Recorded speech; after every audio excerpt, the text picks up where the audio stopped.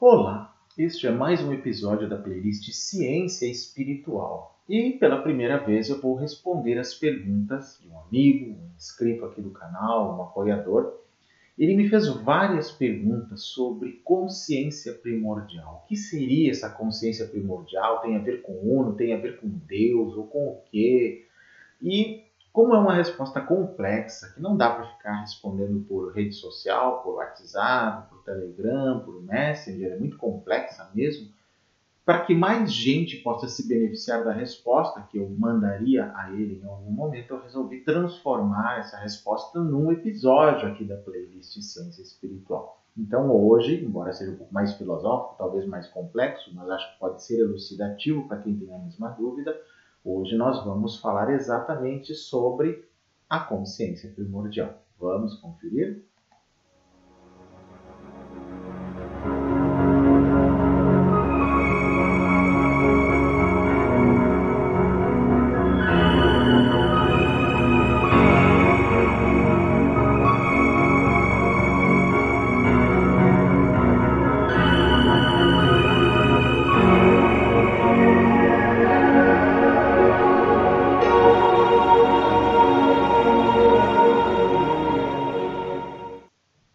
Muito bem. O que é consciência primordial? Se vocês forem aqui na nossa playlist Ciência Espiritual, tem muitos vídeos sobre consciência. Tem vários, inclusive eu vou colocar depois na tela final aqui e nos cards, né, que são 5 cards que eu posso colocar indicando vídeos para vocês. Eu vou colocar todos que têm alguma relação com isso que eu vou falar hoje. Mas eu vou falar coisas novas exatamente por causa das perguntas do meu amigo Paulo Paiva, que pediu que eu encarecidamente lhe tirasse algumas dúvidas que eram cruciais para ele. E talvez para muita gente, né? Talvez para vocês muita coisa vai ser nova aqui, na verdade. Né? Mas antes de eu chegar nas perguntas dele, para que elas façam sentido para vocês, inclusive, eu tenho que fazer uma introdução sobre o que é consciência primordial.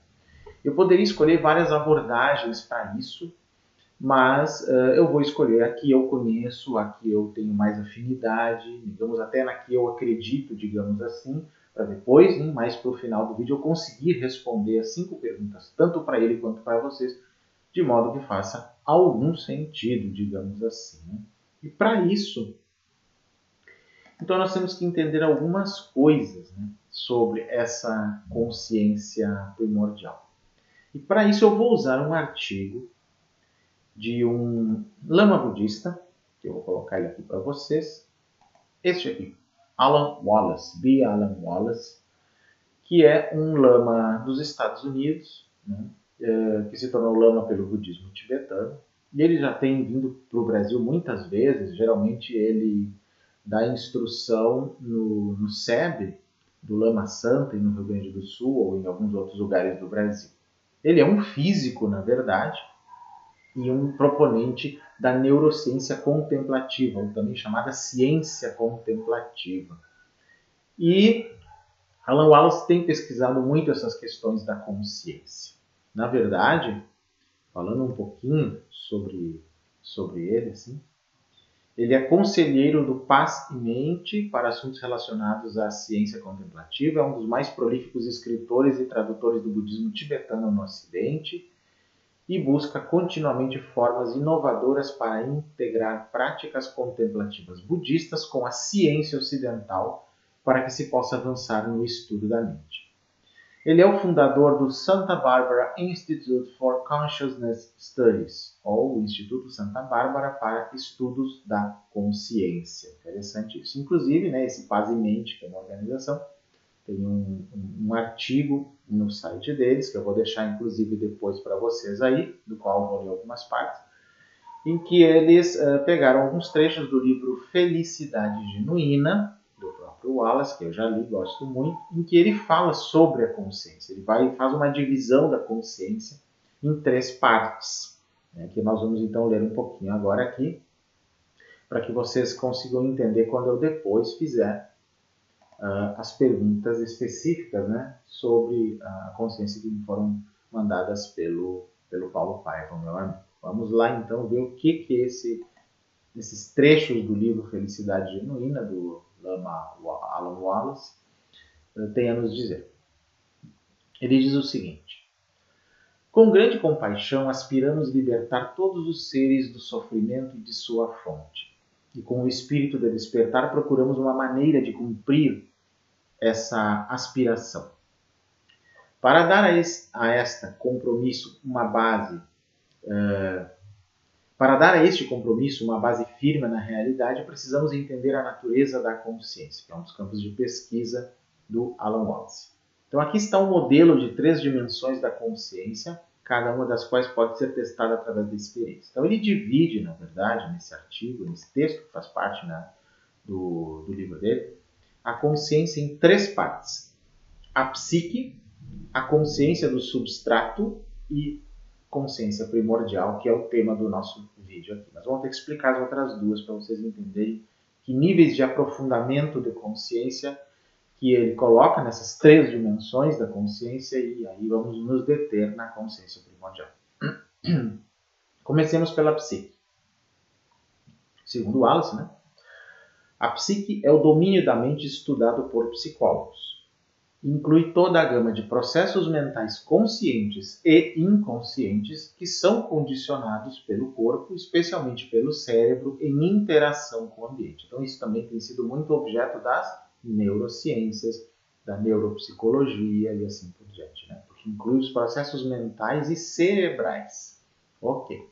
Geralmente a ciência acaba aqui, gente? Então não vai para os outros 2 níveis, as outras 2 dimensões que o Alan Wallace vai falar daqui a pouquinho.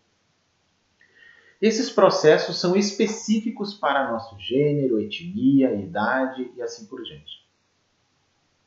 Uma das principais razões para se interessar pela psique é aprender a distinguir quais de nossos processos mentais são propícios ao nosso bem-estar e quais não são. A psicologia budista é experiencial e pragmática, incentivando-nos a responder a essas perguntas observando nossas próprias mentes e as influências de estados e atividades mentais específicas. À medida que nossas habilidades introspectivas melhoram, lançamos uma luz cada vez mais clara em um domínio que antes era obscuro. Enquanto os contemplativos budistas sondavam as origens da psique, descobriram que ela emerge de uma dimensão subjacente chamada consciência do substrato, um contínuo individual de consciência, importante colocar aqui, o segundo nível, que é o da psique, depois da psique, a consciência do substrato, é um contínuo individual de consciência que se prolonga de uma vida para outra, armazenando memórias e outros traços de caráter pessoal ao longo do tempo. O que ele quer dizer, ele talvez depois vai responder algumas perguntas do Paulo ali, do meu xará, a psique em si, ele falou que é o domínio da mente que se estuda pelos psicólogos e que tem a ver com a gama de processos mentais conscientes e inconscientes que são condicionados ao corpo, especialmente ao cérebro. Isso é uma coisa, todos nós percebemos isso e é o que nos dá nossa personalidade, inclusive. Mas a consciência do substrato, que ele começa a falar aqui, é um contínuo individual de consciência que vai se prolongar de uma vida a outra e armazena memórias e os traços de caráter pessoal ao longo do tempo. E isso é passado, digamos, como se fosse um fio, um contínuo de uma vida para outra, segundo os budistas, sem que isso seja uma alma imortal ou um espírito imortal, e principalmente um Atman, que é o termo usado na época do Buda e que nós traduzimos por uma alma imortal. O termo espíritos, ânima, que nós usamos mais no Ocidente em relação à alma e espírito, não existiam ainda. Então o Buda não falou sobre esses conceitos porque eles ainda não existiam e não eram conhecidos na Índia. O que era conhecido era o conceito de Atman. Bom, comparando, como diz o Wallace, essa visão com a da neurociência atual, sua psique é condicionada por sinapses cerebrais, neurotransmissores e outros processos neurais, mas não está localizada no cérebro e também não é uma propriedade emergente do cérebro e sua interação com o ambiente, como neurocientistas agora acreditam. Então ele diz, a psique é condicionada por sinapses e por isso que tem toda uma conexão que se percebe na pesquisa da neurociência, mas ela não está localizada no cérebro. A consciência em si, o processo mais profundo, que nós vamos falar daqui a pouco, não está localizada. Então, quando eu digo que A consciência, ela tem ação à distância, ela preexiste ao corpo e sobrevive ao corpo. Então está dentro dessas lógicas do ciclo. Eu chamo de 3 propriedades da mente nesse sentido. A existência da consciência do substrato não é simplesmente uma especulação metafísica, segundo Wallace, mas uma hipótese que pode ser posta à prova da experiência contemplativa. Essa não é uma tarefa fácil e não é uma hipótese que possa ser testada estudando apenas o cérebro. É um desafio que pode ser enfrentado por contemplativos experientes que já alcançaram a quietude meditativa. Com essa prática, você volta sua atenção para um poderoso feixe de consciência refinada, focada e luminosa, cortando como um laser os estratos turbulentos e superficiais de sua psique. À medida que a obscuridade e as perturbações dos pensamentos discursivos se acalmam, o espaço da mente se torna cada vez mais transparente. Muitos contemplativos budistas do passado e do presente afirmam que você pode explorar o substrato acessando sistematicamente memórias de vidas anteriores que foram impressas nesse contínuo de consciência. Isso pode incluir lembranças de sua casa, bens pessoais, amigos, meios de subsistência e a maneira de sua morte. A consciência do substrato também pode ser inferida indiretamente com base em pesquisas feitas em crianças que relatam memórias válidas de vidas passadas e até mostram características físicas, marcas de nascença e afins que remontam às suas vidas anteriores. As investigações científicas nesse campo foram realizadas pelo psiquiatra Ian Stevenson, que resumiu 40 anos de pesquisa em seu livro recente Where Reincarnation and Biology Intersect. Assim, além dos relatos de contemplativos, parece haver bases científicas indiretas para afirmar a existência de uma consciência de substrato individual que se prolonga de uma vida para outra. Bom, o que ele quer dizer então é que esse fio vai guardando as memórias das vidas, de tudo que se viveu, ainda que em cada vida se tenha um novo corpo, se formem novas sinapses, novas conexões, e isso constitua uma nova personalidade, porque ela é dependente do corpo, gente. A única diferença, talvez, com algumas visões ocidentais, né, de espiritualidade, é que essa visão toda ela não inclui um espírito imortal que vai encarnando, como se diz no espiritismo, mas ela vai incluir um princípio eterno, um princípio transcendental, que é o terceiro ponto agora que nós vamos falar, que é a consciência primordial, sim, pelo menos nessa visão Yogacara que é apresentada pelo Lama Alan Wallace. Ele é um Lama que, até pelas conexões Nyingma dele, né, a linhagem Nyingma do budismo tibetano tem conexões com o Yogacara, apesar de haverem polêmicas nisso, se tem, se não tem. Houve toda uma política que eu até nem vou tratar aqui, porque não é o objetivo do vídeo, mas é sim uma visão Yogacara, que é a visão de que há essa consciência substrato, né, a Laya Vijnana, e essa consciência primordial, que é uma consciência bem profunda realmente, mas não é um espírito no sentido ocidental do termo.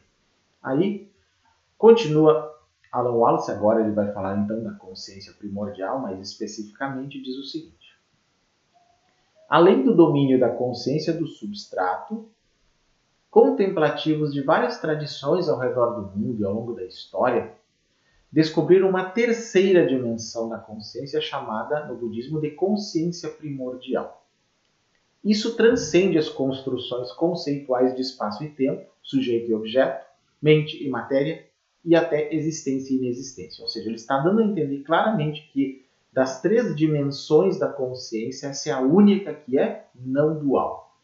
Porque tanto a psique quanto a consciência substrato são de natureza dual ou samsárica, como se poderia dizer também no budismo. Significa ser de natureza dual. Aí existe tudo isso que ele falou, todos esses conceitos que ele falou, e também conceitos de então, espaço e tempo, sujeito e objeto, mente e matéria, existência e inexistência, ainda existem nos 2 primeiros níveis, nas 2 primeiras dimensões da mente. Na consciência primordial se transcende isso, ou seja, se vai além. É um outro nível. Então, essa dimensão da consciência, como diz Wallace, é inefável e inconcebível do ponto de vista dual que nós estamos, né? Mas como na consciência da psique e do substrato, ela pode ser explorada experimentalmente por meio da meditação. Então considerem os vídeos sobre meditação que eu fiz, inclusive o anterior foi sobre meditação, considerem esses vídeos aí. Aqui, a quietude meditativa sozinha não é suficiente. Isso requer treinamento rigoroso em insight contemplativo ou vipassana. Eu já expliquei o que é vipassana em um dos vídeos sobre meditação também, né? Pelo qual rompemos todos os conceitos, construções e o endurecimento de nossas categorias, a tal ponto que podemos nos estabelecer na natureza vazia e luminosa da própria consciência. Então, continua o Wallace aqui. Há alguns anos perguntei ao meu falecido amigo e colega Francisco Varela, que pesquisou junto com Humberto Maturana, a autopoiese, né? Um destacado neurocientista, perguntei se essa visão budista é compatível com a compreensão científica moderna do cérebro. Foi a pergunta que o Wallace fez. Né? Ele respondeu, brincando, que essa era uma questão brutal, pois é de fato compatível, mas praticamente toda pesquisa neurocientífica é realizada com a suposição da opinião contrária, de que a mente nada mais é do que uma função do cérebro, ou como eu digo nos vídeos, epifenômeno do cérebro. E enquanto cientistas cognitivos limitarem suas pesquisas à psique e suas correlações com o cérebro, suas suposições materialistas permanecerão incontestadas e não testadas. É muito importante que ele colocou mesmo. Agora sim, um ponto que a gente tem que prestar bastante atenção. Os budistas chamam esse nível mais profundo de consciência primordial de nossa natureza búdica. E são apresentadas 3 razões pelas quais a natureza búdica está presente em todos os seres. A primeira razão é que o Dharmakaya, ou seja, a consciência de todos os Budas, permeia todo o espaço de tempo. Como assim? A consciência de todos os Budas permeia todo o espaço de tempo e todo o espaço e tudo, cada pedacinho da existência é Dharmakaya. Sim. Dharmakaya é aqui uma das melhores definições para essa consciência primordial. Tanto que se tornar um Buda é despertar em Dharmakaya ou despertar como Dharmakaya. Então ele não se transforma em algo, ele desperta algo, né? Alguma coisa diferente nesse sentido. Então depois vai ficar um pouquinho mais claro ou não, né? Porque são conceitos bem complexos. Então essa primeira razão é que o Dharmakaya, a consciência de todos os Budas, permeia todo o espaço de tempo. A segunda razão é que na natureza última da realidade não há distinção entre seres iluminados e não iluminados, até porque na natureza última da realidade é totalmente não dual. Por fim, somos da mesma natureza que os iluminados. A terceira razão é que todos nós temos a capacidade de alcançar a iluminação de um Buda. Tá? Então esse é o ponto. O Dharmakaya permeia tudo. Não há distinção nele entre seres iluminados e não iluminados, e todos temos a capacidade de chegar lá. Aí que é o ponto importante do budismo. A tradição budista Mahayana declara que é essa natureza búdica que é a fonte do nosso desejo de alcançar a felicidade genuína ou nirvana. Por natureza, essa dimensão da consciência é brilhante e originalmente pura, mas parece impura quando é obscurecida pelo apego, ódio, ilusão e ideação compulsiva. Repleto das qualidades do estado de Buda, ele está presente primordialmente desde os tempos sem começo e, no entanto, também deve ser aperfeiçoado através do cultivo adequado. A natureza búdica é a natureza imaculada e verdadeira da consciência, a qual nada precisa ser acrescentado e da qual nada precisa ser retirado, mas precisa ser separada das impurezas que a acompanham, assim como o minério de ouro precisa ser refinado para trazer à tona e manifestar a pureza intrínseca do ouro. No Sutra Lankavatara, o Buda declara que a natureza búdica mantém dentro dele a causa do bem e do mal, e por meio dele todas as formas de existência são produzidas. Como um ator, ele assume várias formas. Esse assumir como ator lembra muito o conceito de lila dentro do Vedantismo, né, das danças, das brincadeiras do Senhor, como se fala ali, numa visão teísta, na verdade. Se pudermos nos esforçar para perceber nossa natureza búdica ao longo de várias épocas da vida, primeiro purificando nossa psique, né, a parte que inclui o corpo, né, depois explorando nossa consciência do substrato, que tem a ver com memória também, isso vai fazer muito na meditação. E finalmente canalizando as profundezas da consciência primordial, então a grande aspiração do Bodhicitta, a mente da iluminação, parece viável. Vejam que aqui ele apresenta um processo de estágios, né? Purificar a mente ou a psique nesse sentido, explorar a consciência substrato na sua laya vidiana e depois, finalmente, canalizar as profundezas da consciência primordial. Ainda que isso pareça ser um caminho bem gradual, digamos assim, e existe a opção gradual para se atingir isso, existem algumas opções ou correntes, né, filosóficas dentro do próprio budismo, mas que podem ter até origens em coisas não budistas, que propõem também uma forma súbita de atingir isso que ele fala. Dois bons exemplos são a prática de Mahamudra e Dzogchen, ou Mahasandhi. Então, Mahamudra e Mahasandhi, em sânscrito, né? Ou Chachen e Dzogchen, em tibetano. Eu vou começar falando sobre o Mahamudra para depois entrar no Dzogchen, embora o Mahamudra pareça mais recente, mas fica mais fácil explicar para vocês. Porque são duas filosofias, Mahamudra e Dzogchen, que usam esses conceitos que o Lama Alan Wallace acabou de colocar aqui, e que vai ficar mais fácil depois eu responder as perguntas do meu amigo Paulo Paiva, no contexto dele, considerando que ele é um praticante cristão e que gostaria de tirar algumas dúvidas nesse sentido. Muito bem. Mahamudra, vamos começar por ali. Em tibetano, Chachen ou Chagya Chenpo, grande selo. Então é uma prática usada no budismo tibetano, especialmente nas escolas Kagyu, Sakya, Nyingma, Gelupa. Então o Mahamudra, assim como o Dzogchen, né, faz parte de uma corrente de métodos indianos de exercícios. Embora, como eu disse, na pesquisa histórica sobre as origens dessas formas não duais de prática, podem ter muitas outras coisas junto. Não vou entrar nessas polêmicas também, porque não é o caso aqui. Então, dotado de fortes laços com a história e religião locais, conta-se dentro destas que aquele que tem uma experiência interior profunda do Mahamudra pode adotar estilos de vida muito variados, sem que isso prejudique sua meditação. Mahasiddhas da Índia, Mahasiddhas são os grandes praticantes yogis da Índia, né?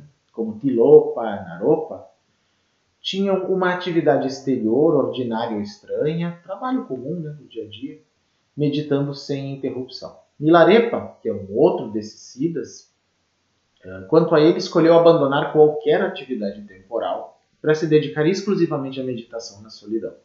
Talvez seja um dos Mahasiddhas, dos siddhas mais conhecidos, né? Até porque já teve filme feito, livros sobre Milarepa, e é um dos que eu gosto muito, sempre me impressionou.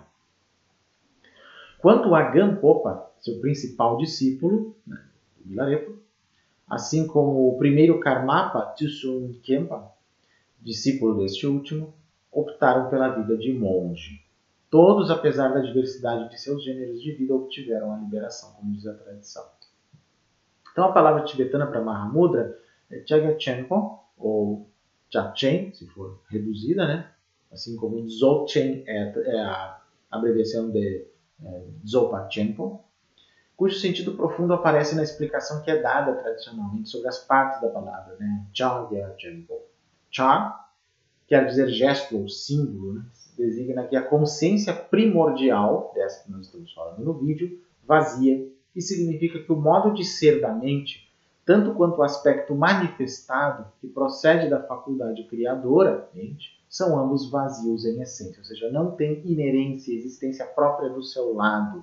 Eles são todos dependentes de vários fatores, que é o que nós chamamos de pratitya samutpada, ou a originação codependente ou coemergente, como eu falo. Nada aparece sem lastro, digamos assim, sem uma conexão com algo.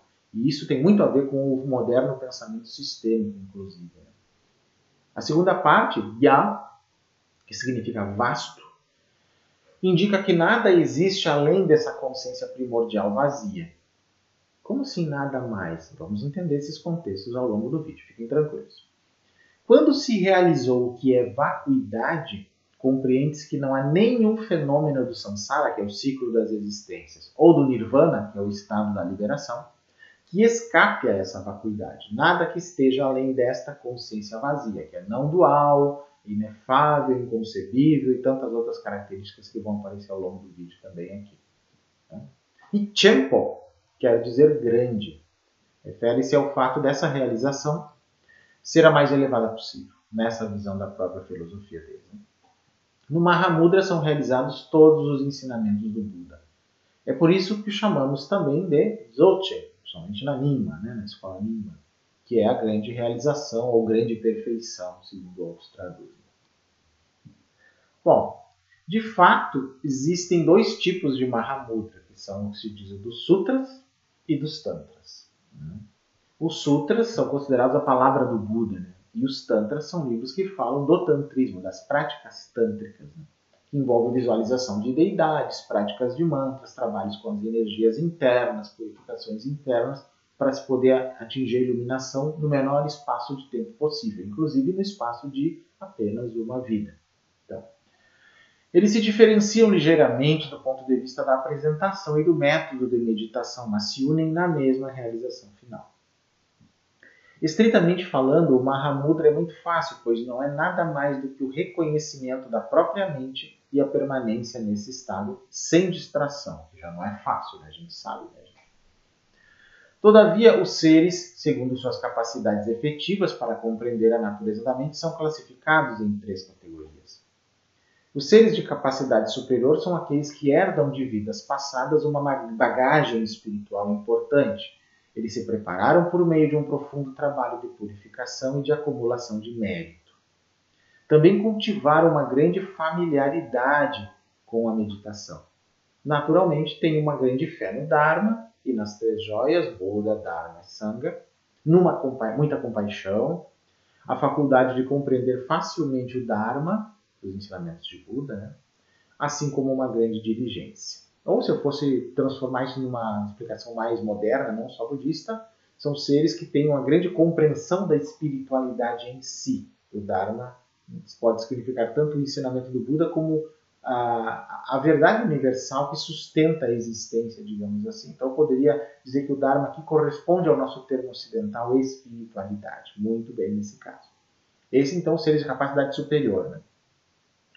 Já os seres de capacidade média, ou seja, aqueles cuja bagagem em vidas passadas é média, têm um certo interesse pelo Dharma ou pela espiritualidade em si, mais avançada, mas só podem compreender todas as suas implicações gradualmente, indiretamente. Então, o Mahamudra dos Sutras é a via que lhes convém melhor. Então, dá a entender que aqueles seres que estão naturalmente com mais desenvolvimento podem entender o lado súbito da busca espiritual, que é o que nós vamos explicar depois, na questão do Dzogchen, mais claramente. Mas que tem pessoas que não conseguem fazer isso, elas precisam de coisas mais graduais, mais mastigadinhas, tem toda uma regrinha para seguir, e aí seriam, como se diz, esses seres de capacidade média. Não quer dizer que não vão atingir, isso está tudo certo, gente. Vocês vão fazer aquilo que vocês têm condição de fazer, cada um no seu tempo e na sua forma. Mas aí também, segundo a tradição budista, Mahayana e Vajrayana, existem os seres de capacidade que eles chamam de capacidade inferior ou menor, cuja bagagem é considerada fraca do ponto de vista da inteligência espiritual, possuem pouca inteligência espiritual. É muito difícil para eles compreender e colocar em prática as instruções sobre a natureza da mente. É particularmente necessário que eles se preparem realizando exercícios de purificação e de acumulação, que tem a ver com o que no sistema tibetano se chama práticas preliminares, ou Nandro, que são várias dessas práticas que incluem acumulação de méritos, purificações e várias práticas assim, que são bem simples, assim, até muito devocionais, eu diria, porque é a forma da pessoa começar a trabalhar a sua visão espiritual. Aliás, muitas religiões têm essa parte que é basicamente devocional. Pratica rituais, vai na missa e tudo, e a gente poderia considerar que estaria por aqui, nesta visão budista. Algumas outras práticas graduais, religiosamente falando, que indicam que pode haver uma evolução segundo um certo contexto, estariam no segundo nível, e lá aquelas mais não duais, então estariam num nível que se chama capacidade superior. E para isso não precisa ser budista, necessariamente. Inclusive, esses 3 níveis de prática, eles podem existir em qualquer religião, mesmo no cristianismo. Então, no cristianismo, até para ajudar meu amigo Paulo, que é cristão, né? Já ajudando nas respostas depois, digamos que nós poderíamos, dentro do cristianismo, encontrar as pessoas que teriam essa capacidade mais fraca naqueles que são as beatas de igreja, né, que só precisam da devoção. Vão ter que rezar o terço o máximo de tempo possível, amém Jesus, aleluia e tudo mais. É só isso. Mas, de repente, alguns vão um pouco além e começam a fazer práticas mais contemplativas dentro do próprio cristianismo, como muitos santos católicos fizeram, inclusive. Então, eles vão fazendo um processo até de autoflagelação, como a gente, né, sabe da história de muitos santos. Então, eles vão tendo, a partir daquilo ali, em seus processos de reclusão, alguns resultados nesse sentido. Mas existem outros ainda que vão muito além e conseguem ter realmente, talvez, a manifestação de fenômenos, né, que são as capacidades da mente, que no budismo e no hinduísmo são chamados de siddhis, e que talvez no cristianismo tem mais a ver com os dons do espírito, algumas coisas assim, mas que é muito comum em santos, que são muito desenvolvidos. Eu acho que isso faz alguma conexão com o cristianismo. E nós teríamos coisas semelhantes nas outras religiões também, muito provavelmente. Né? Bom, e agora, então, para dar um pouco mais de profundidade nessa questão da consciência primordial, o Dzogchen, que é uma outra forma de prática não dual bem antiga, vai tratar muito disso. Então, de acordo com o budismo tibetano e a escola Bon, que é a escola mais antiga, né, digamos assim, dentro do budismo, que tem uma conexão xamânica, né, com o xamanismo Bon, que existia no Tibete antes do budismo chegar até lá. Então, esse Dzogchen, ou Mahasanghi, ou Ati Yoga, também pode ser chamado Mahasanghi em sânscrito, né, é o estado primordial ou condição natural que nós temos. É como nós realmente somos se nós conseguirmos sair dessa maia, dessa ilusão, desse estado dual, samsárico. Aí podemos ter vários tipos de visões. Numa visão cristã seria sair do estado pecaminoso, por exemplo, de repente seria uma boa interpretação, né, fazendo essa conexão. Mas ele é também um corpo de ensinamentos e práticas meditativas com o objetivo de realizar esta condição chamada grande perfeição, Mahasanghi ou Ati Yoga, Dzogchen. Então, Dzogchen ou grande perfeição é um ensinamento central da escola Nyingma, inclusive a escola na qual eu me iniciei em 1995, comecei os estudos em 94, né, e aí comecei realmente a prática formal em 1995. Também praticado por adeptos de outras escolas do budismo tibetano. Então, segundo a literatura Dzogchen, este é o mais alto e definitivo caminho rumo à iluminação.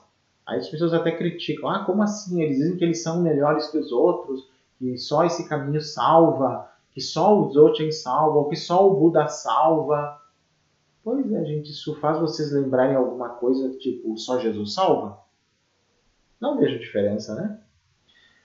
Vocês não precisam aceitar dessa forma, assim como eu, por exemplo, que não sou cristão, não acredito que só Jesus salva. E estou falando isso com plena consciência do que eu estou dizendo. Né? Mas não significa por isso que se você acredita que só Jesus salva, você não vai poder praticar o que está sendo ensinado ali. Porque se nas nossas práticas nós pudermos ser pessoas melhores, cidadãos melhores, seres humanos melhores, formos causa de alegria, de felicidade, de bem-estar para os outros, né, por vários meios hábeis que nós possamos usar. Então, em ambos os casos, ainda que de forma divergente sobre o que salva, o que ilumina, o que traz o bem-estar, nós estaremos fazendo praticamente a mesma coisa. Bom, da perspectiva de Dzogchen, é dito que a natureza última de todos os seres sencientes é pura, abrangente, primordialmente límpida e naturalmente clara além do tempo. Já está tudo bem, né, como se diz assim. Mas quando a gente está tudo bem, está tudo certo, não quer dizer que eu não vou mais pagar meus boletos, que eu não vou mais fazer nada, que eu vou sugar os outros, que eles que paguem meus boletos, eles... Não é assim, mas eu vejo gente às vezes entendendo errado. Significa que no nível não dual é assim. No nível primordial de consciência está tudo correto. é que nós não estamos com a nossa mente focada neste nível. Nós estamos focando no nível dual, e no nível dual é essa bagunça toda que nós vemos aqui. Né? Então, o nível dual é realmente caótico. Caótico. Então, essa clareza intrínseca não possui forma própria e ainda é capaz de perceber, experienciando, refletindo ou expressando em toda a sua forma. A analogia que os mestres de Dzogchen fazem é que a natureza de um ser, né, é como um espelho que reflete com completa abertura, mas não é afetado pelas imagens refletidas. Ou como uma bola de cristal que reflete a cor do material em que é colocada, sem, no entanto, ser alterada. Esse fundamento absoluto de tudo é chamado de Ji, ou base ou som. A sabedoria que emerge ao reconhecer essa claridade semelhante ao espelho, aquele insight, que não pode ser encontrada pela busca ou identificada, é o que no Dzogchen se chama Rigpa. Rigpa, R-I-G-P-A, Rigpa. Essa sabedoria que emerge quando reconhecemos essa claridade desta consciência primordial. A sabedoria conectada a ela. Ela tem mais a ver com a noção de Sofia, para quem gosta do gnosticismo. Né? Seria a Sofia dentro dessa visão, Rigpa. Okay? Há um consenso bastante amplo em meio aos lamas das tradições Nyingma e das outras, né, que são chamadas Sarma, que são as tradições posteriores a Nyingma, que o fim do estado de Dzogchen e também do Mahamudra são o mesmo. Pode ter diferenças no meio, nos métodos, mas o final é o mesmo. Então, os ensinamentos madhyamakas sobre a vacuidade são fundamentais e completamente compatíveis com as práticas do Dzogchen.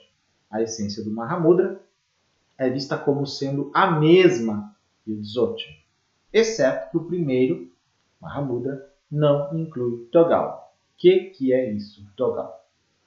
Aí eu peguei um trecho de um artigo de Sogyal Rinpoche chamado A Essência Mais Profunda, que explica as duas principais técnicas do Dzogchen, que é Trekchö e Togal. Eu vou explicar um pouquinho o que ele quer dizer com isso. Claro que eu não vou poder entrar em muitos detalhes, porque são detalhes de prática, obviamente, e talvez não façam sentido. Eu vou tentar dar uma definição mínima para vocês. Que são as duas formas de praticar o Dzogchen, por exemplo. A primeira, então, se chama Trekchö. Significa atravessar a ilusão essencialmente com força irresistível da visão Rigpa, dessa sabedoria. Então, nós vamos atravessando a ilusão samsárica da dualidade, né, com uma força irresistível. Como diz o Sogyal, como uma faca corta manteiga ou um mestre de karatê quebra uma pilha de tijolos. Atravessa. Todo fantástico edifício da ilusão desmorona, como se você tivesse pulverizado seus alicerces. A ilusão é atravessada e a pureza primordial e a natural simplicidade da mente são desveladas.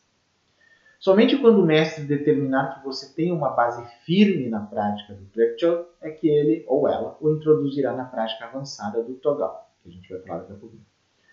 O praticante do Togal trabalha diretamente com a clara luz que habita de modo inerente em todos os fenômenos e está espontaneamente presente neles, usando exercícios específicos e muito poderosos para revelá-la dentro de si mesmo. Então existe uma clara luz, uma clareza que habita em todos os fenômenos duais, né, de samsara, tudo que está aí, tudo tem uma realidade intrínseca que nós só conhecemos com essas práticas.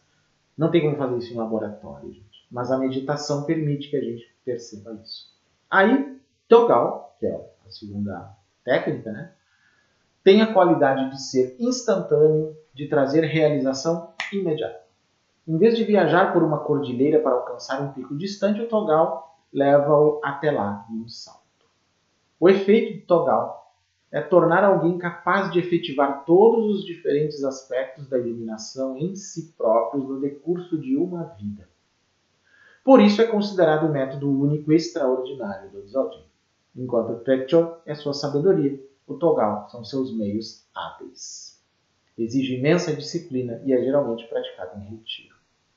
Mas uma coisa aqui, antes que alguém ache que só nisso, né, só no budismo e nessa visão Nyingma se vai ter essa possibilidade de chegar nesses estados, eu digo, não, gente. Não. Se isso, vamos ser bem práticos aqui. Se essa consciência primordial tem realmente efetividade, ela existe de alguma forma, em qualquer nível, ainda que esteja num nível além de existência e não existência. Ok, faz parte da realidade. Que nós podemos atingir uma sabedoria clara dela, que é Ripa, ou Sofia para quem estuda o gnosticismo. Então, ninguém é dono disso. Nem o budismo, nem o gnosticismo, nem ninguém. É possível que alguém atinja isso sem ser por um mestre tibetano? Obviamente que sim, gente. Com certeza. Mas não vai ser de um modo caótico que vai se chegar nisso. É necessário estudo e prática. Com toda certeza. Disciplina e retiro, falou aqui, né? Disciplina vai ser necessário também. Bom, a palavra Dzogchen, ela pode ser traduzida de várias maneiras, como grande perfeição, grande completude, completude total. Esses termos também transmitem a ideia de que a nossa natureza tem muitas qualidades que a tornam perfeita. Entre essas qualidades se encontram a nossa natureza primordial, né? Indestrutibilidade, pureza incorruptível, abertura não discriminativa, clareza perfeita, profunda simplicidade, presença que tudo permeia e igualdade entre todos os seres. Por exemplo, a qualidade, quantidade e funcionalidade dessa consciência é exatamente a mesma em todos os seres do universo. Disse que as impressionantes qualidades pessoais do Buda, plenamente iluminado, são derivadas do fato de que ele estava totalmente alinhado com esta pré-existente natureza primordial. Então ele se alinha, né?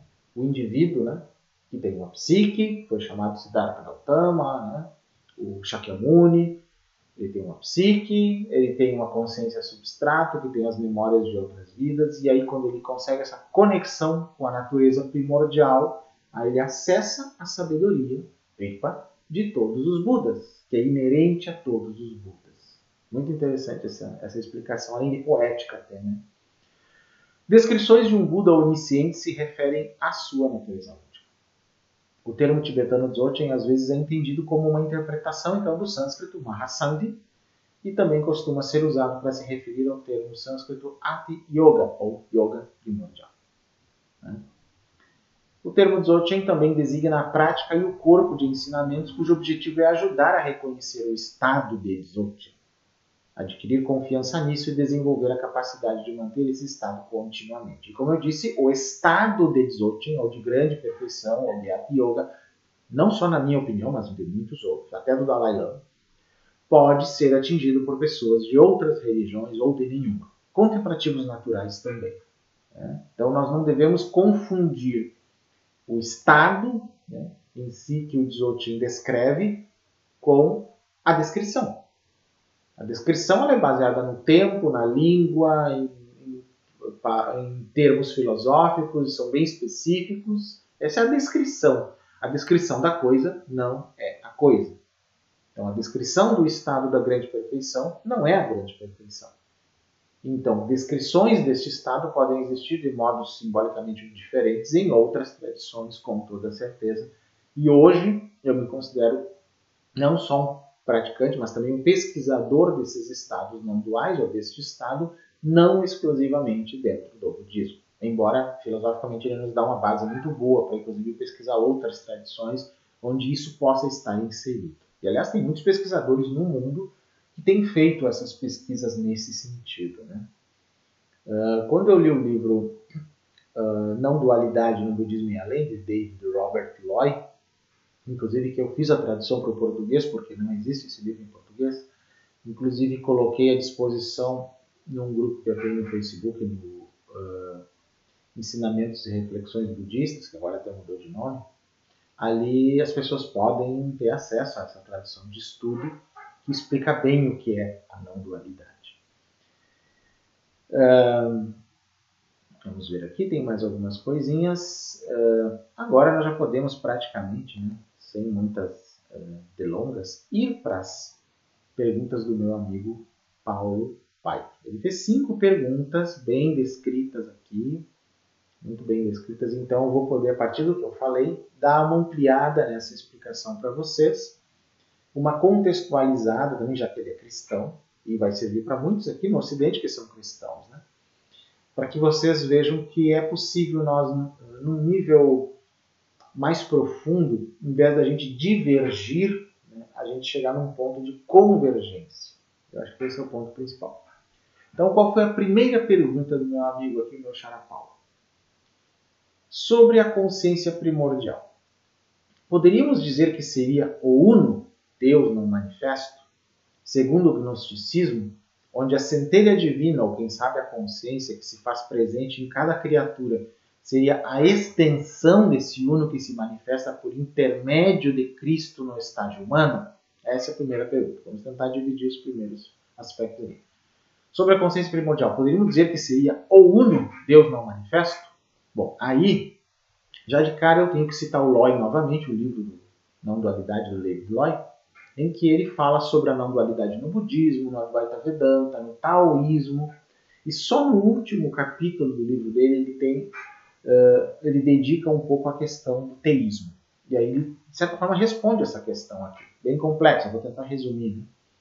Ele diz assim, comparando a visão que budistas têm, e taoístas também, com a visão que os teístas, sejam os do Advaita Vedanta, ou mesmo os cristãos, têm sobre a realidade, a natureza da realidade, e essa suposta, então, consciência primordial, a única diferença que David Loy encontra ali é de perspectiva, de que ponto eu estou, ou de onde eu me refiro a essa consciência primordial. Então ele diz assim, aqueles que são teístas, eles se referem a essa consciência primordial a partir de si, do seu campo dual, da sua dualidade, do seu mundo, né, ou do campo do pecado, como se diria no cristianismo, do mundo corruptível, como se diria no gnosticismo. Então, desta perspectiva é que eles encaram a consciência primordial. Quando eles fazem assim, e mesmo em estágios de oração e contemplação, meditação, eles tendem a perceber essa consciência primordial, que eu descrevi até agora há pouco, como se fosse um outro. Sendo um outro, ele é considerado um outro transcendental. E esse outro transcendental é chamado, muitas vezes, de Brahman, de Deus, e assim por diante. Então, são teísmos, né? Então, ele é percebido como um ser. Claro que nos níveis de práticas mais comuns, ele muitas vezes é pintado com características muito humanas, né? Mas em níveis superiores destas próprias religiões, né, já se vê de um modo muito mais profundo essa consciência transcendental, que então se chama Deus. Então, neste sentido, a consciência primordial poderíamos dizer sim que corresponde ao tal uno, Deus não manifesto, quando se usa a perspectiva do mundo dual, daqui para o não dual. Então eu percebo o não dual como um outro, o que é ainda, gente, uma forma de dualidade. Ah, está errado, não está errado?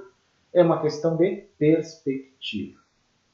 Como diz o próprio David Loy, budistas, taoístas, por exemplo, e até jainistas, veriam essa mesma consciência primordial nos seus processos meditativos não de um ponto de vista de que eu estou percebendo um outro, que então será transformado numa deidade, ou numa divindade, ou num Deus. Mas eu chego lá e me percebo esta consciência primordial e eu não percebo um outro. Como eu não me percebo vendo um outro ou como um outro, esse conceito de uma divindade não se cria na mente. Mas nós estamos percebendo a mesma coisa no final da história. Veja só que coisa, parece que é um jogo de palavras, mas só para quem pratica a meditação isso faz algum sentido. Ou seja, no final da história, o objeto em si da coisa é o mesmo, essa consciência primordial. Baseado nisso, eu até não acho relevante que a gente se preocupe tanto se numa prática de meditação a pessoa acredita em Deus ou não. Não chega nem a ser um obstáculo, na minha opinião. Mas desde que nós entendamos isso que eu acabei de explicar. Que é possível que talvez seja difícil para muita gente entender o que eu disse, mas está aqui no vídeo, se vocês assistirem mais vezes, talvez consigam captar um pouquinho. E para quem pratica meditação, talvez faça mais sentido. Para quem nunca praticou meditação na vida, pode realmente ser totalmente esotérico o que eu estou falando grego, hebraico, japonês, tibetano, tudo junto, né? É bem possível que sim. Bom, então, depende da perspectiva, né? Então, se a consciência primordial poderíamos dizer que é uno, é uma resposta dependente da visão que nós estamos colocando, como eu falei. Se eu estou vendo de dentro para fora, estou vendo um outro, que será então um transcendente, um ser, portanto Deus, ou se eu estou me vendo no não dual, e aí eu não vejo um outro, não vejo mais um outro. Que é como os Budas, aparentemente, percebem tudo. E nesse sentido que o Buda se calou quando perguntaram para ele se Brahman existia ou não. Por quê? Porque se ele dissesse existe, ele estaria dizendo que então ele está vendo as coisas da perspectiva que eu falei primeiramente, daqui para o outro, vendo a consciência primordial como um outro. Se ele dissesse que não existe de forma alguma, então ele teria um grande problema naquela época, mas aí também estaria percebendo só da sua própria perspectiva como consciência primordial. Mas as duas possibilidades existem, então ele se calou. Quer dizer que não é nem uma coisa nem a outra. Depende da perspectiva que nós usamos na explicação.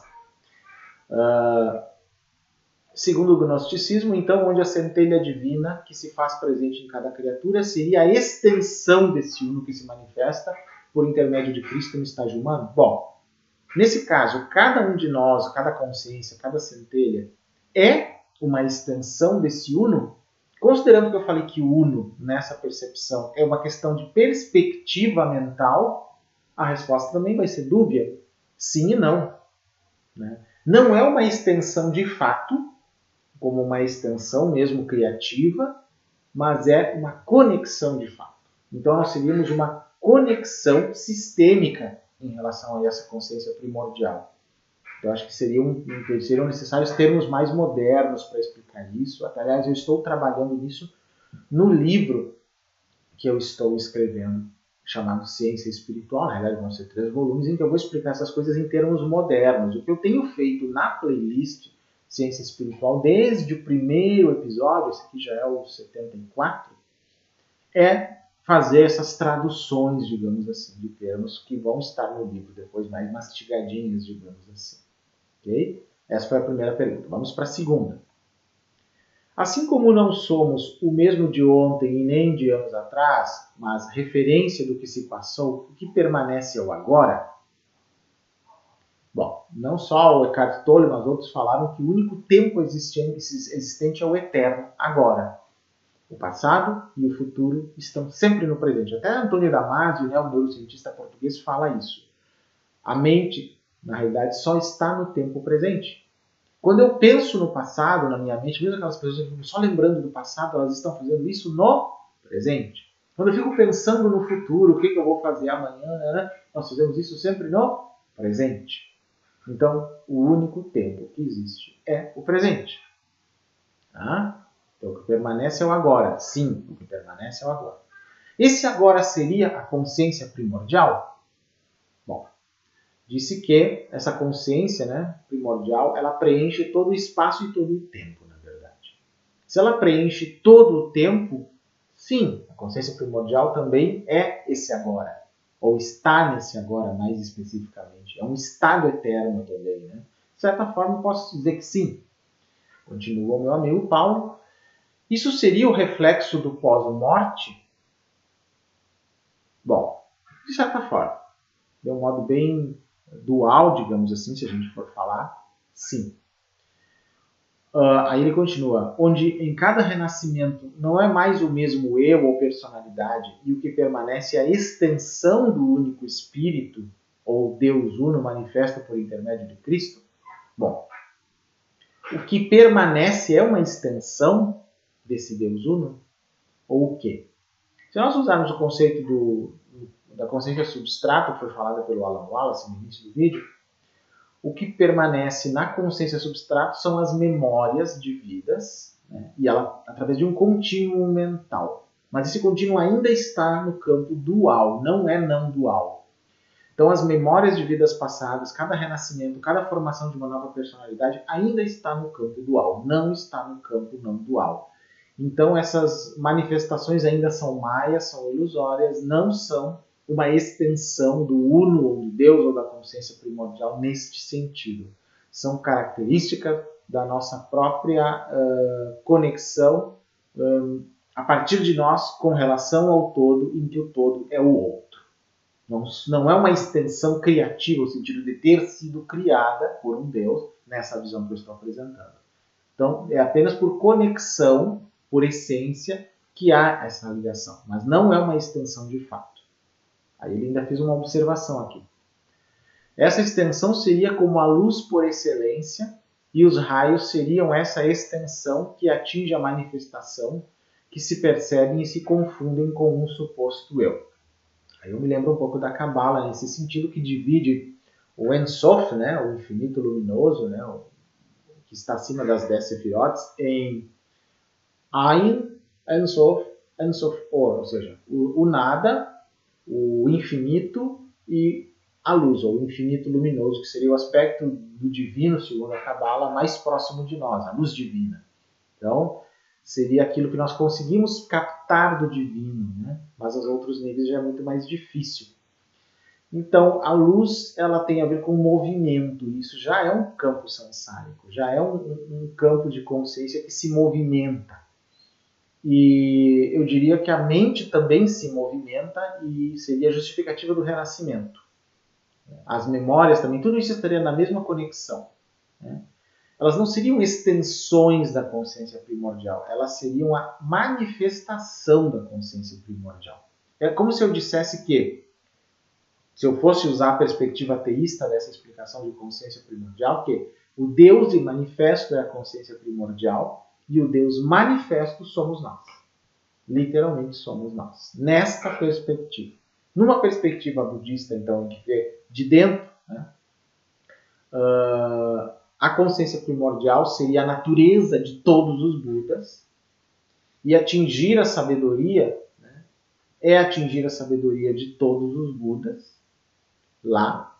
Mas aqui onde nós estamos, né, com personalidade, corpo e renascimentos e tudo mais, isso seria apenas uma manifestação fenomênica, ou, digamos assim, da bondade de todos esses Budas, ou da consciência primordial. Bondade não no sentido dual que nós falamos de bem contra o mal. É uma característica natural dessa consciência primordial, essa sua criatividade, né? Então eu diria que enquanto que o teísmo fala em criação, o Dzogchen, por exemplo, fala em criatividade, luminosidade criativa, inclusive. Então faz alguma conexão, provavelmente, né?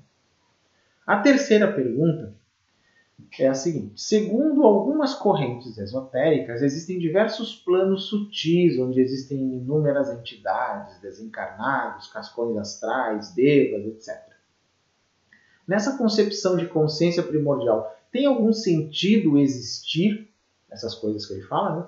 Ou se limita a algo meramente simbólico numa expectativa mental individual? Esta não só é uma ótima pergunta, como foi, para mim e para muitos, né, durante muitos anos, uma grande dúvida. Conversei com muitos instrutores, até com o Lama Santen sobre essas coisas no passado, com outros instrutores, né? E isso ainda é uma polêmica, mesmo dentro do budismo, se essas coisas existem ou não. Bom, aí eu vou ser mais prático. Se existem planos sutis, se existem inúmeras entidades, assim como existem muitos seres, digamos, encarnados, vivos, com corpo de carne e tudo mais. E a própria tradição indiana e budista fala desses vários planos sutis e dos vários tipos de seres, né? Em que nível que essas coisas existem? Sejam quais forem. Bom, no nível samsárico, gente, no nível dual, nesse mesmo nível em que nós existimos.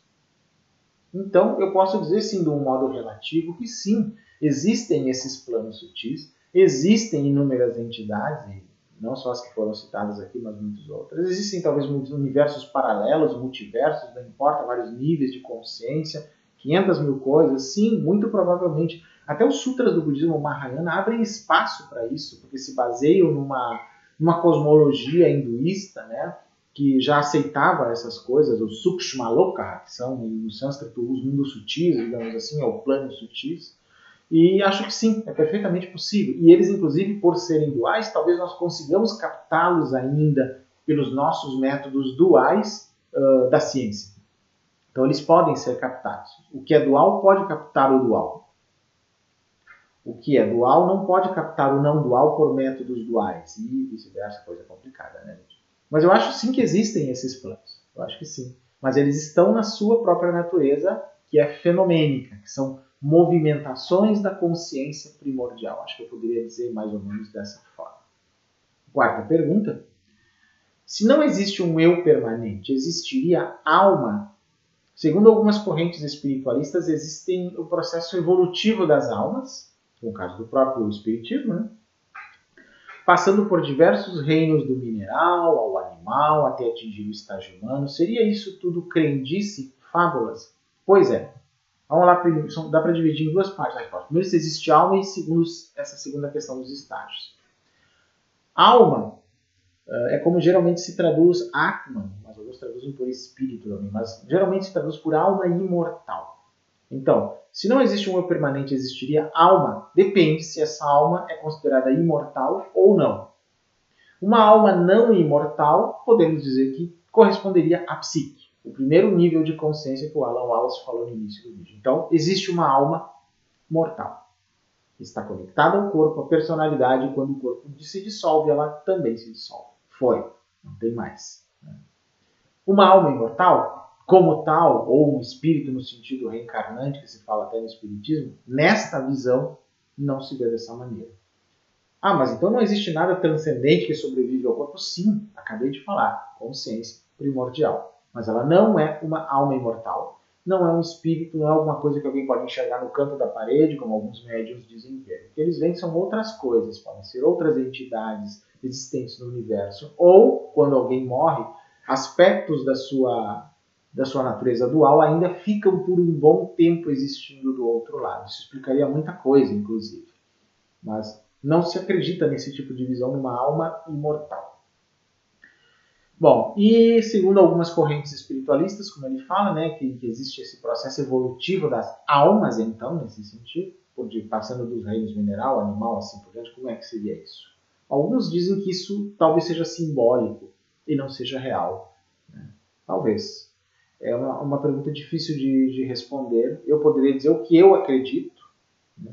Eu não acredito, por exemplo, que a gente reencarne como animal. Já grupos budistas, alguns acreditam que sim, outros que não, mas é uma questão de crença pessoal, né, gente? Então é bem complexo responder essa segunda parte da pergunta. É uma questão da crença de cada um. Não está muito claro isso no final da história. E a última pergunta é a seguinte. No caso sobre alguns iluminados que, ao desencarnarem, segundo algumas correntes, permaneceram a se manifestar em um corpo mais sutil, né? Por exemplo, Jesus num corpo de luz transfigurado no cristianismo. Nós sabemos que existem outros exemplos, como os bodhisattvas, eu não sei se é essa a colocação correta, no budismo, e os mahatmas na teosofia, caso real ou não, que esses não necessariamente foram fragmentados na sua individualidade, ou foram, mas permaneceram de uma certa forma permanente ou ao se apresentarem com um eu aos seus discípulos. Como explicar num ponto de vista da consciência primordial? Tá? Vamos lá para os três casos. O corpo de luz transfigurado de Jesus. Bom, no caso dos bodhisattvas e dentro do budismo tibetano, se diz que pode se atingir o chamado corpo de arco-íris, que é uma das coisas que se fala na prática do Dzogchen. Que é, digamos, estar num estado iluminado, porém tendo um corpo muito sutil que também pode ser visto. Porque se não houver esse corpo, nós não vamos ver nada. Não vamos ver nada. Né? Eu acho, inclusive, que a noção dos Mahatmas da teosofia ela nasceu de uma compreensão errada do corpo de arco-íris, de uma concepção equivocada, feita por Blavatsky, que ouviu ensinamentos do budismo tibetano e não tendo ainda como traduzir isso para as formas ocidentais, acabou utilizando, como diz o próprio Alexander Berzin, que foi o tradutor do Dalai Lama, ela simplesmente adaptou a visão ocidental cristã e aí fez uma sopa insossa, né? E então os Mahatmas da teosofia seriam uma forma, digamos, deturpada dos Bodhisattvas ou dos Iluminados, dos Siddhas do budismo tibetano. Nada mais do que isso. É uma possibilidade interessante essa explicação. Então é possível, talvez, né, uma forma intermediária desse processo de desenvolvimento espiritual, que alguns seres, pode ser Jesus também e outros mais, de ficarem nesse meio termo, ainda que tenham atingido um estágio da consciência primordial, eles ainda manifestarem um corpo, que se chama de Nirmanakaya, né, no sistema budista, que pode ser visto. Na verdade, o deles até é mais sutil, se chama Sambhogakaya, mais sutil do que o corpo de um Buda quando nasce. Né? Mas eles estão com a sua consciência no que se chama de Dharmakaya, que é a consciência primordial pura, que não tem nenhum tipo de manifestação fenomênica possível. Então eles podem se manifestar num nível muito sutil, como Sambhogakaya, que então existe algum grau, né, de dualidade ali, ou no nível Nirmanakaya, que é quando um Buda ou um ser iluminado é visto, inclusive fisicamente, pelos outros. Acredito que isso seja possível também, e que em outras religiões, com outros termos, essas coisas podem existir, e talvez isso explicasse o corpo transfigurado de Jesus no cristianismo, por exemplo. Né? Bom, eu acho que consegui, digamos, responder, entre aspas, né, coisas tão complexas como é a questão da consciência primordial. Mas eu digo assim para vocês que é importante vocês complementarem esse vídeo com os que eu vou deixar na tela final, no card, nos cards aqui, porque senão fica muito difícil de entender o que eu coloquei. Mas assim, tentando resumir um pouquinho. Se a última pergunta fosse, tá, mas Paulo, no que eu, Paulo, né? Não o Paulo Paiva, o Paulo Stefano, no que você acredita? Eu realmente não vou poder passar a minha experiência para vocês por osmose, eu só vou poder passar então as crenças que eu cheguei até aqui. E são provisórias, gente, porque se a gente ainda está se desenvolvendo, obviamente que muita coisa vai poder ser alterada com a prática ao longo da vida. Né? Eu acredito nessa consciência primordial, mais dentro do que é ensinado no Dzogchen e no Mahamudra, ou Mahasambhi como um todo, na não dualidade. Mas eu reconheço que a não-dualidade não é propriedade do budismo, nem do Advaita Vedanta, para quem é ateísta, né? Que de alguma forma ela apareceu em vários momentos da humanidade, em várias outras culturas, e isso eu tenho pesquisado. Vários pesquisadores de não-dualidade, como David Loy, Jackson Peterson e outros, têm observado essa existência desses conceitos ao longo da história humana. E me parece algo bem relevante mesmo. Mas a gente só consegue entender isso praticando a meditação não dual, também chamada meditação natural. Eu já tenho vídeos sobre isso, vão estar todos aqui de alguma forma linkados, para que vocês consigam vê-los numa certa sequência, né? Do mais antigo para o mais recente, vai ficar mais fácil entender até chegar nesse ponto. Inclusive acho que o meu amigo Paulo Paiva, depois de ter assistido esses vídeos, ficou com essas dúvidas. E aí ele colocou essas dúvidas muito bem embasadas, né, para que eu pudesse responder. Por isso foi necessário fazer toda aquela introdução primeiro para chegar a alguma possibilidade de se entender as próprias perguntas, inclusive, né, para depois eu poder responder de alguma forma. Mas recomendo que vocês assistam os outros vídeos, gente. Bom, espero que vocês tenham tido algum benefício, né, com essa apresentação de hoje. E é um tema bem difícil de explicar realmente, gente. Muito difícil de se explicar. Se vocês gostaram, vocês podem então me seguir nas redes. Aqui está então meu Instagram, aqui o YouTube, Twitter, página de fãs lá no Facebook, meu e-mail também. Né? E o meu e-mail também pode ser usado para vocês, se vocês quiserem, fazer um Pix para ajudar o canal. Pelo Pix vocês podem fazer o depósito quando quiserem, no valor que quiserem, e isso vai ajudar muito o nosso canal. Quem puder se tornar membro do canal, que é aquele que contribui mensalmente com o valor X lá, existem 3 faixas de contribuição, também agradeço muito. E durante as lives vocês também podem contribuir com o Super Chat, o Super Sticker, e assim o canal vai podendo crescer e eu vou podendo fazer, como eu fiz aqui, responder a um conjunto de perguntas, né, bem profundas de um inscrito do nosso canal, através de um episódio inteiro aqui, já durando mais de 1 hora, né, que espero que ajude. Mas não vai ajudar somente a ele, não. Com certeza vai ajudar a vocês também, tá bom? Então, se vocês gostaram do vídeo, curtam o vídeo, gente. Se inscrevam no canal. Compartilhem o canal para os amigos de vocês, se tornem membros se puderem, ajudem a gente aí que a gente precisa realmente para poder colocar cada vez mais material interessante para vocês. E na próxima semana nós retornamos com alguma coisa bem interessante para vocês. Ok? Então vamos aqui para o nosso encerramento. Até lá então, a próxima semana.